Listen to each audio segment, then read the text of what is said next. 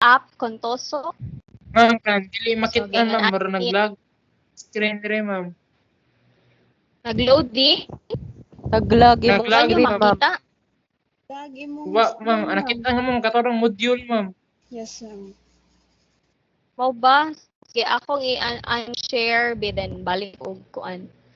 Share.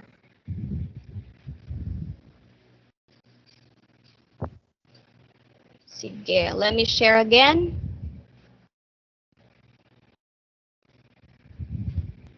Okay, how about that?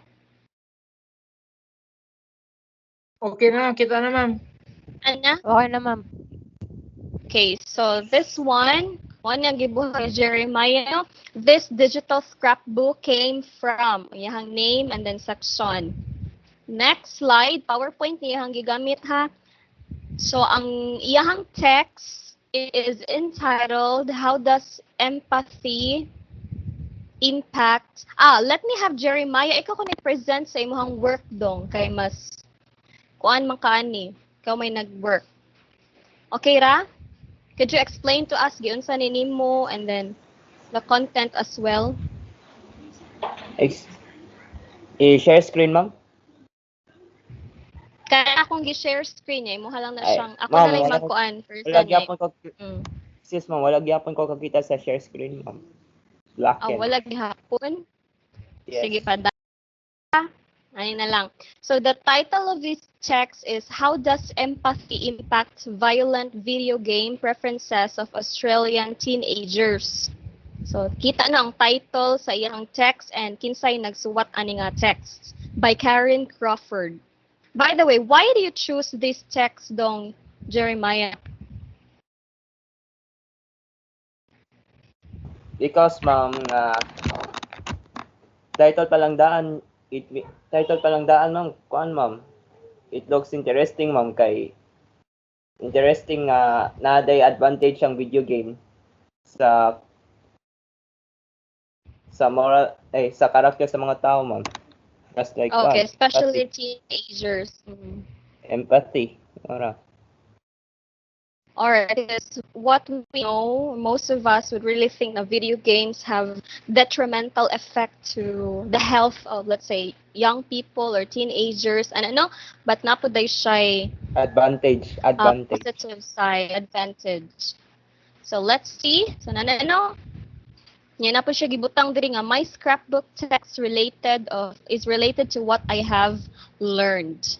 So man iyahang kanang pre-reading strategy. Walang nabutang ni Jeremiah ang entire text gyud.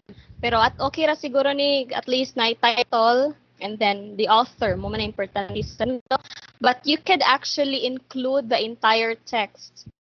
Next is iyahan ang gibutang ang pre-reading strategy. So before I read the text,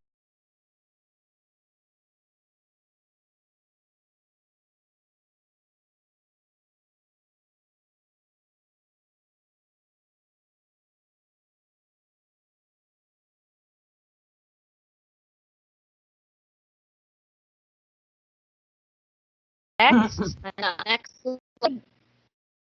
So what are the information content of that text that I have chosen? So before the text, di ba natoy mga kanang inference, what is this all about? Wala pa ka naka-read totally sa text, so nalang kay mga hinuha or shall we say mga preference nimo, advance nimo nga una-huna kung what is it all about, what's the content of the text. So, nagbutang na siya description. Okay? Na this text ko na is about or is a research study, then the purpose of the author is blah, blah, blah. Okay. And then, ihang answer. I choose this topic because I want to learn how video games give advantage to each person or benefit each person.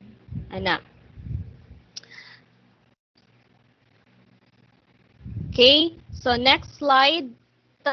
During reading or while reading the text. Okay, unsa ganito ibutang sa while reading the text. or during reading ang mga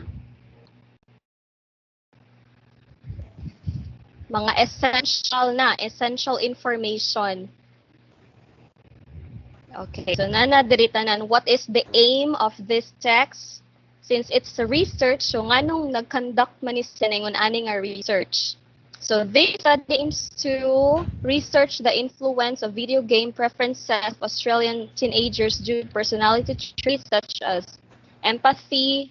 Okay. And then nadirita na ang essential lang, include only the essential information coming from this text.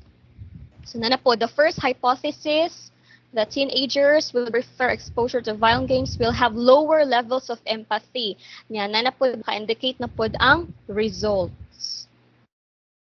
Okay, so that's during reading. So mga important parts lang, important information that we can get.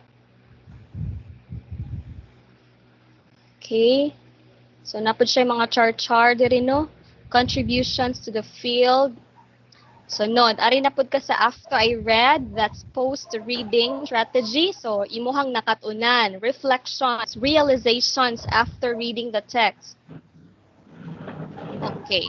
Pwede ka, for you to be creative, pwede ka maghimo og poem or a song baka imong ibutang din ha, or music video, or pwede ra gid simple ngon ani lang realizations or mga pila ni ka sentences ana.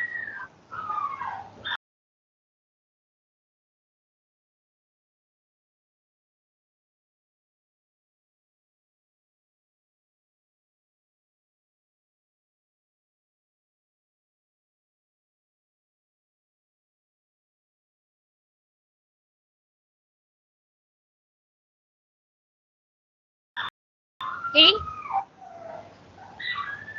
Okay. So mo na to siyang output ni Jeremiah, scrapbook, academic